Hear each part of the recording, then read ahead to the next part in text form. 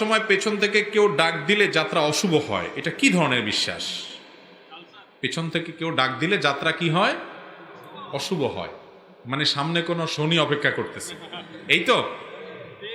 আচ্ছা, তো পিছন থেকে ডাক দিলে কি হবে? কোনো বিপদ হবে, এই তো? আল্লাহ মাফ করো, এই সময় এসেও যদি এই ধরনের কুসংস্কারাচ্ছন্ন বিশ্বাস আমাদের সমাজে এখনো থাকে, এটা তো আমাদের জন্য লজ্জার কথা ভাই। পিছন থেকে ডাক দেয়া, সামনে থেকে ডাক দেয়া, ডানে থেকে ডাক দেয়া, বামে থেকে ডাক দেওয়া, কোনো দিক থেকে ডান ডাক দেওয়ার পরে হাদিসে কোনো নিষেধ নাই। অতএব কেউ যদি মনে করে যে আমার পিছন থেকে কেউ ডাক দিলে আর এই পিছু টান হয়ে গেল, তাহলে আমার সামনে আর বোধহয় ভালো কিছু নাই, এরকম কেউ যদি বিশ্বাস করে, তাহলে সে এই ডাকের মধ্যে যে ক্ষতি আছে এটা বিশ্বাস করলো, এর ফলে সে একটা ছোট শিরকে লিপ্ত হলো।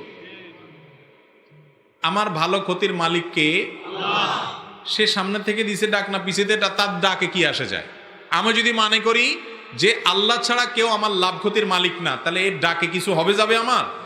যদি বিশ্বাস করে যে পিছন থেকে ডাক পাইছি, হায় রে, তাহলে আজকে কপালে খারাপ আছে, বাইরে আসার সময় ঝাড়ু দেখছি, সর্বনাশ, তাহলে কপালে ঝাড়ুই আছে আজকে সামনে।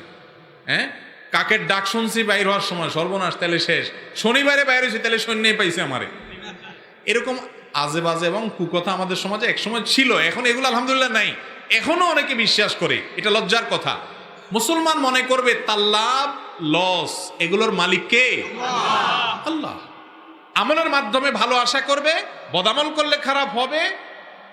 কেউ যদি পিছনের দিক থেকে ডাকে অথবা সামনে ঝাড়ু দেখে, আবার দেখা যায় দোকানদার প্রথম কাস্টমার যদি বাকি চায়, তো বলে কপাল আজকে শেষ সারাদিনের জন্য, আছে না? না, এগুলা এই দোকানদারদের এটা এখনো খুব শক্ত করে দোকানদার ধরে রাখছে যে বাকি চায় না। প্রথম যদি এসে একজনের ভাঙতে চায় যে সারাদিন, তাহলে আজকে এই কাম করতে করতেই যাবে। এগুলো ফালতু কথা এবং অযথা কথা।